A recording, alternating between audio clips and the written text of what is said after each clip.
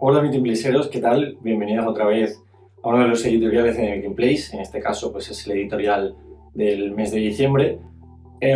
Hasta ahora los vídeos en los que he subido había hablado de música y de cine. Por un lado tuvimos la crítica de Car, también os hablé de mi resumen del año de Spotify, y de cine cuando hablé de Paolo Sorrentino y de la implicación del personaje de Armando Maradona en su obra, tanto en series como en películas. Entonces, quería ampliar un poco el foco porque ya sabéis que en The Beauty Place pues, hablamos de más cosas y entre esas cosas estaba la literatura. Entonces, quería meter ya dentro de los temas de los editoriales la literatura, pero claro, como aquí intentamos separar un poco fronteras, pues en relación con el cine.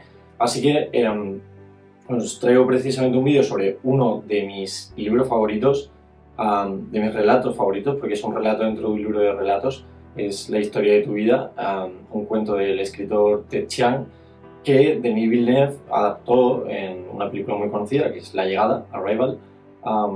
Y bueno, pues quería reflexionar sobre esta adaptación y sobre lo posible o imposible de hacer una adaptación de un cuento tan complejo. Básicamente, antes de empezar, quería hacer una aclaración. Este vídeo no pretende ser una crítica negativa de la película de Villeneuve, básicamente porque realmente creo que el director canadiense hace una adaptación muy inteligente en muchos de los puntos de este relato, pero sí es cierto que hay algunas cosas que yo creo que habría que enmendar o criticar en el buen sentido de la palabra, porque desde luego yo creo que la sensación que uno tiene cuando lee el relato y luego ve la película es que en ese proceso de transducción se pierde muchísimo. Y sobre eso quiero que vaya el vídeo, sobre qué cosas, quizá porque son muy difíciles o quizá imposibles, no están en la película de Villeneuve y hacen que la experiencia de leer el libro, el relato, sea mejor. De hecho, pues aprovecho para recomendaros que si solo habéis visto la película, que leáis el relato de Ted Chiang. Está traducido al español y editado. Yo aquí tengo mi copia del libro de relatos. Así que, como digo, os lo recomiendo. Pero básicamente lo que quería decir es eso. La pregunta que aquí nos hacemos es, oye, ¿es posible hacerlo mejor de lo que lo hizo Villeneuve? ¿O realmente llegó hasta donde se podía y quizá la experiencia de leer el relato y de ver la película nunca van a tener nada que ver por las implicaciones del propio relato? Esa es un poco la pregunta a la que quiero responder.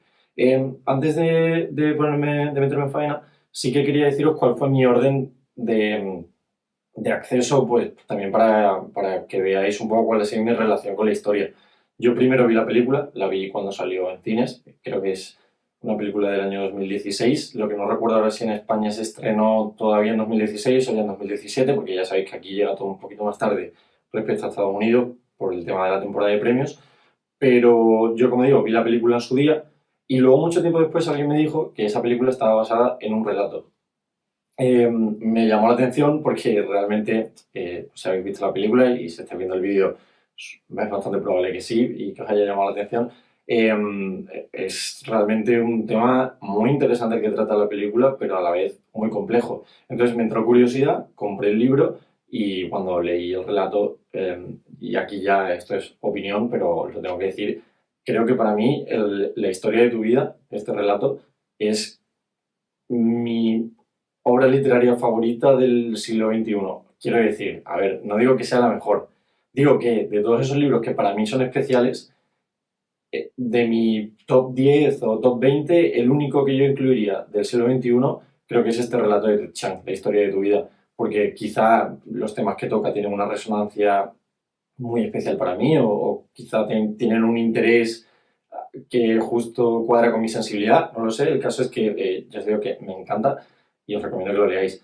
Como digo, leí el relato, me flipó y lo siguiente que hice fue ver la película y ya ahí empecé a detectar algunas cosas que, claro, explicaban por qué a mí Arrival, que me parece una muy buena película, me había parecido una obra notable, mientras que el relato era sobresaliente. Y ya yo ahí empecé a notar que había una diferencia y cuando pensé en hacer este vídeo, volví a repetir la experiencia. Me leí el relato atentamente, tomando notas, y luego vi la película y confirmé que efectivamente hay ciertas cosas que no terminan de funcionar bien en la película y mi objetivo con este vídeo pues, es explicar cuáles son esas cosas y por qué creo que no funcionan y qué se podría hacer o qué se debería intentar, porque no digo que yo tenga las soluciones para que funcione efectivamente la película a partir del relato. Entonces, antes de empezar y por dar su cuota de mérito a la película de Villeneuve, querría resaltar un par de aspectos de la película que son absolutamente increíbles y que tienen que ver con el apartado del diseño de producción. No corresponde en este vídeo porque nos llevaría mucho tiempo hablar de qué es el diseño de producción dentro del ensamblaje de una película, pero basta decir que el equipo de diseño de producción de Arrival estuvo nominado al Oscar, lo perdió frente a La La Land, pero quiero decir que efectivamente estuvo compitiendo. De hecho, claro, es que, bueno, ya sabéis que La La Land me encanta, entonces me cuesta mucho decir cuál creo que tiene más mérito porque además es muy difícil compararlos. Pero sí que hay algunos aspectos en este sentido que me parecen extraordinarios y que independientemente de que fueran premiados o no, hay que decir que el diseño de producción de Arrival es una pasada. Y estos aspectos fundamentalmente son dos. En primer lugar, ya sabéis que, bueno, en la película no se hace tanto hincapié en esta separación, pero en el libro sí. Tenemos el heptápodo A y el heptápodo B. El heptápodo A es el idioma hablado de estas criaturas alienígenas, los heptápodos.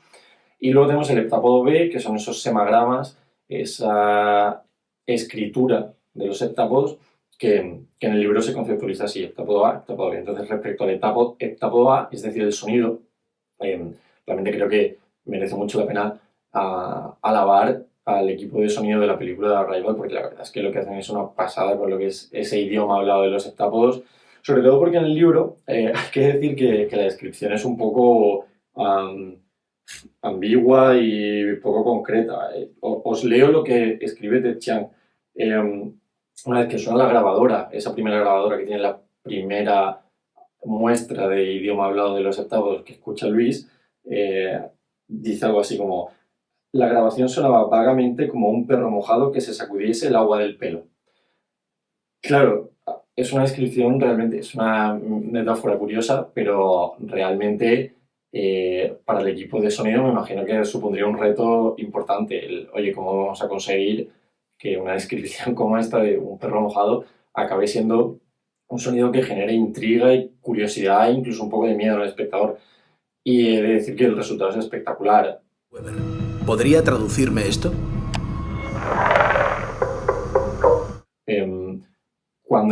Cuando yo, ya os digo, primero vi la película, luego leí el libro y tengo que decir que desde la primera vez que leí el libro, en mi cabeza lo que sonaba es lo que suena en la grabadora, porque consiguen un sonido que representa tan a la perfección lo que yo entiendo que Ted Chiang quería escribir con la descripción del perro mojado, pero que el equipo de sonido lleva a un nivel extraordinario.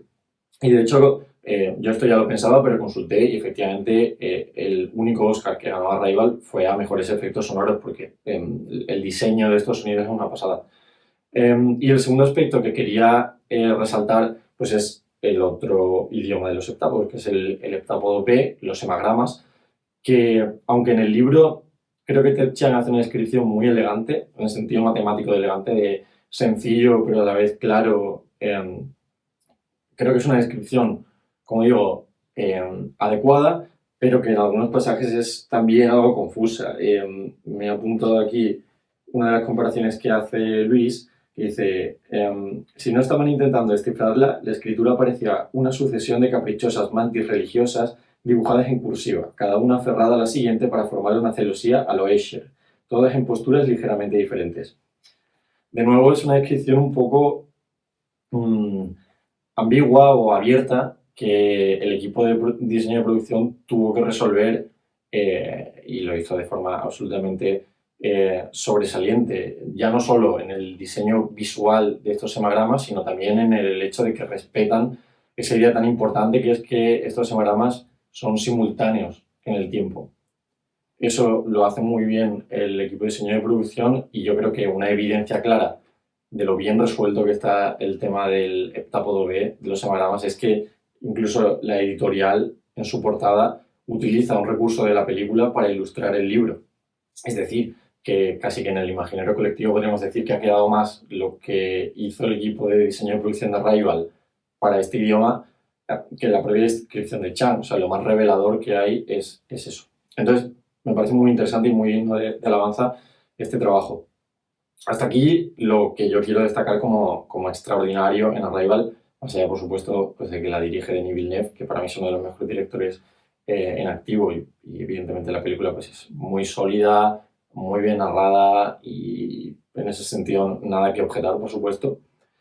Pero toca ahora que veamos algunas de las diferencias en la adaptación, en la transcripción del libro a la peli, que yo creo que es interesante que nos tengamos en ella. Por un lado, yo he diferenciado algunas diferencias que son interesantes y que apuntan algunos aspectos que van a ser interesantes luego en el análisis, pero que no son fundamentales. Por ejemplo, hay diferencia en el número de naves que aterrizan. En el libro son muchísimas a lo largo del globo. En la película se reduce a 12 naves que aterrizan, lo cual sirve un poco de trasfondo para ese marco geopolítico que quiere darle Villeneuve a la película, para reflexionar un poco también sobre la realidad política contemporánea, geopolítica en este caso.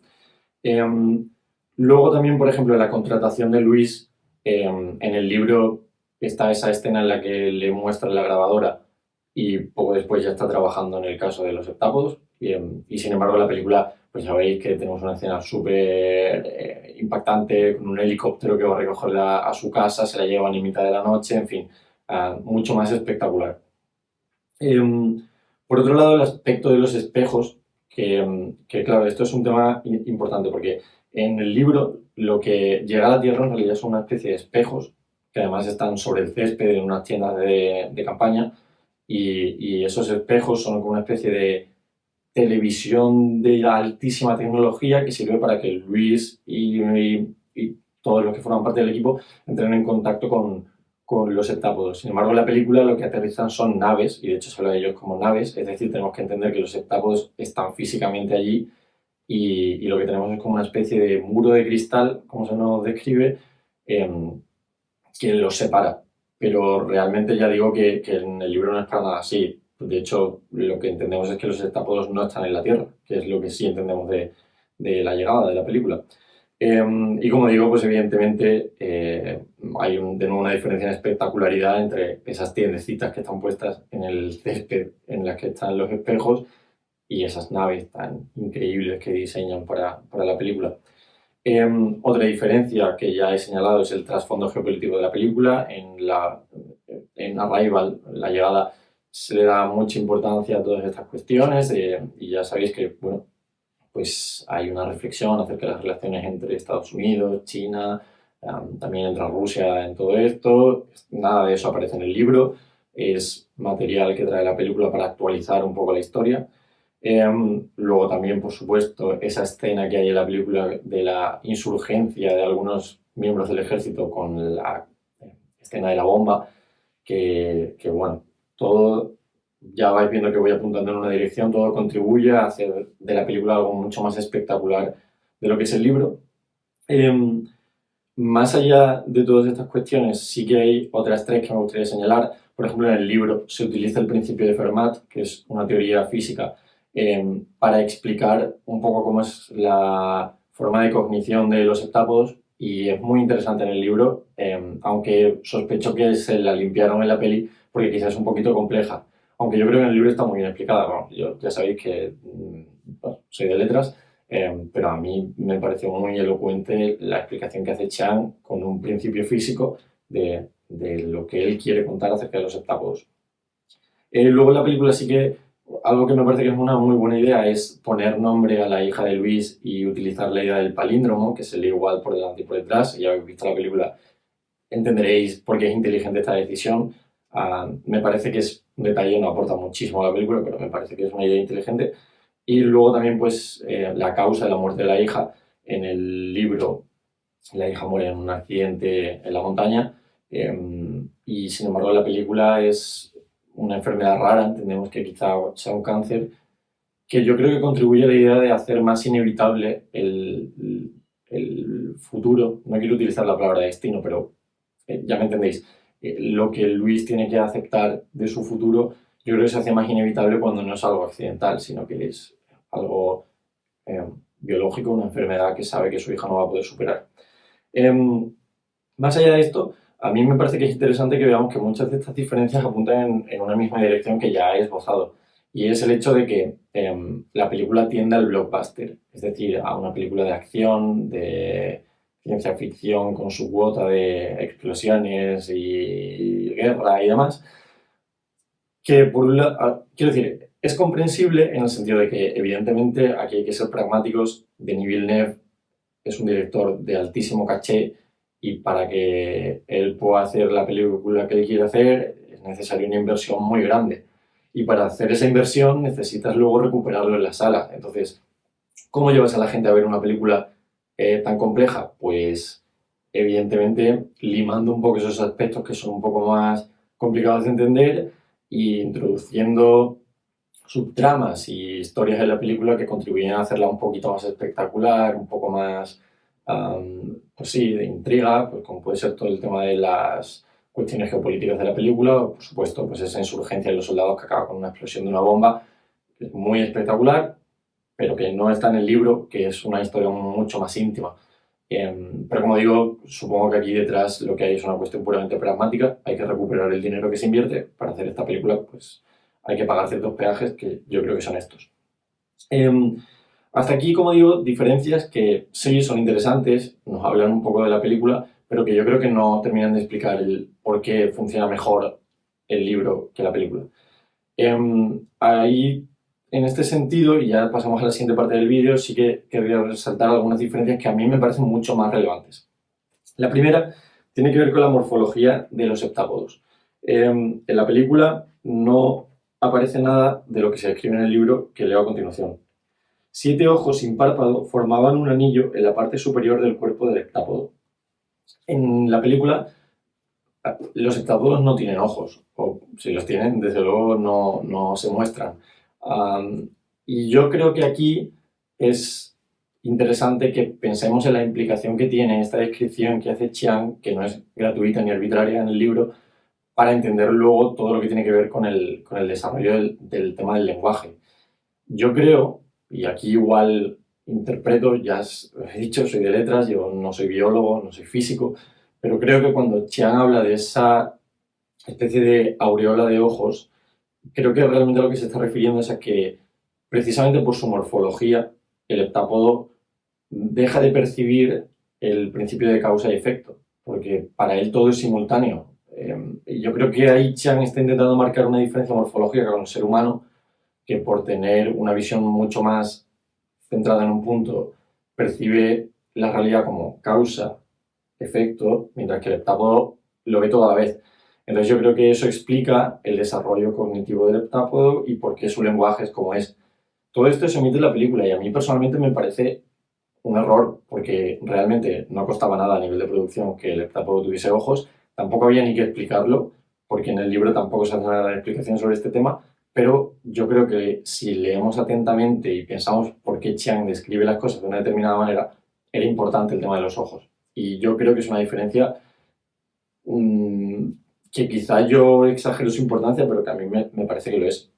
Y luego, otra diferencia muy importante y que va un poco relacionado con lo que decíamos del blockbuster es el tema de la relación materno-filial entre Luis y su hija, que en el libro no tiene nombre, que en la película se llama Hannah, pero que a pesar de esta diferencia que podría hacernos pensar que importa más la relación en la película, pues no es así en absoluto.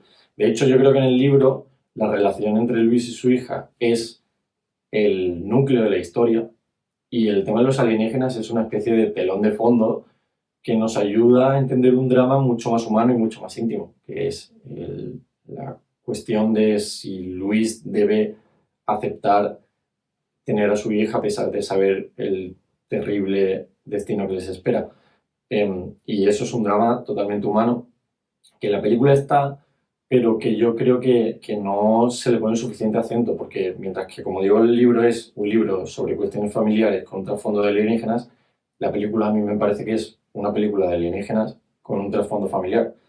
Entonces hay un cambio de foco que yo creo que es importante. Y por poner una pequeña evidencia de esto, pues en el libro tenemos una alternancia constante entre las escenas de los heptápodos y las escenas de Luis con su hija, y sin embargo en la película, hasta el minuto 47, que lo anoté, no tenemos la primera escena de Luis con su hija desde el inicio, porque al inicio de la película sí que tenemos algunas de esas escenas sueltas, pero luego pasan 47 minutos de película hasta que se nos vuelve a hablar de la hija. Y en ese sentido creo que el planteamiento de la película claramente está poniendo el foco en otra cosa. Y simplemente pues como clave evidente, como evidencia de esto que estoy diciendo, pues solamente creo que hay que atender al título. El relato se llama La historia de tu vida y ese tú al que Luis habla constantemente en segunda persona es su hija, mientras que la película se llama La llegada. Por lo tanto, la historia de tu vida pone el foco en la hija, la llegada lo ponen los alienígenas. Así que desde el propio título ya se nos está diciendo que hay un cambio de foco, que en mi opinión resta impacto emocional a la historia. Y por eso creo que conmueve más el relato. Y ya con todo esto voy a llegar a una conclusión que es volver a recapitular y hacer una pequeña reflexión en torno a las que, como digo, son para mí las dos grandes diferencias entre el libro y la película. Yo creo que la primera es esta tendencia general que tiene la película hacia el blockbuster, que ya hemos explicado por qué es, y es razonable. Al final, una película, si no me equivoco, el presupuesto de Arrival, esto no lo he mirado para el vídeo, pero lo recuerdo, tendría que haberme documentado mejor, perdón. Pero creo que el presupuesto de Arrival eran unos 30 millones de dólares. Entonces, claro, cuando uno hace una inversión tan grande, pues espera recuperarlo. Y para recuperar 30 millones de dólares en taquilla, pues tienes que hacer una película que la gente quiere ir a ver. Entonces, yo entiendo esta tendencia al blockbuster, pero claro, yo creo que lo que esto hace es que la historia sea menos íntima y se cambie el foco del relato. Y para mí eso hace que pierda la película con respecto al libro. Habrá gente a la que le guste que sea así. A mí personalmente me parece, como digo, una pérdida. Pero como digo, es comprensible desde esta óptica. Ahora bien, yo creo que en realidad la diferencia fundamental es otra. Y es algo sobre lo que todavía solamente es algo que hemos apuntado, pero sobre lo que no he profundizado, y es que yo creo que es una cuestión de lenguaje. Perdonad que lea un poco más, pero vamos a hablar de ideas un poquito complejas, entonces, como tengo aquí un poco estructurado lo que quiero decir, no quiero perderme. Entonces, yo creo que el primer problema que tenemos es que no existe en el lenguaje audiovisual una contrapartida para la cuestión de los tiempos verbales. Me explico. En el libro, todo lo que tiene que ver con los heptápodos se relata en pasado, todo lo que tiene que ver con Luis y su hija se relata en tiempos presentes y futuros. Y este juego temporal que hace Chiang y que se va complicando a medida que va avanzando el relato, yo creo que es muy efectivo y es un poco meta incluso, porque una película que va sobre el lenguaje basa su potencia en el propio lenguaje. ¿Qué ocurre? Como digo, que no existe o no creo que la película haya encontrado una contrapartida en el audiovisual que sirva para explicar esta diferencia. Como digo, no digo que no se pueda hacer.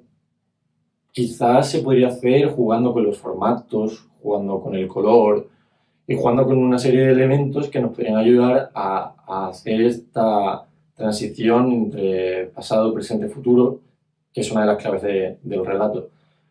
Pero claro, entiendo que utilizar estos elementos puede ser muy violento para el espectador, porque rompería demasiado quizá con los esquemas de lo que está establecido como lenguaje audiovisual.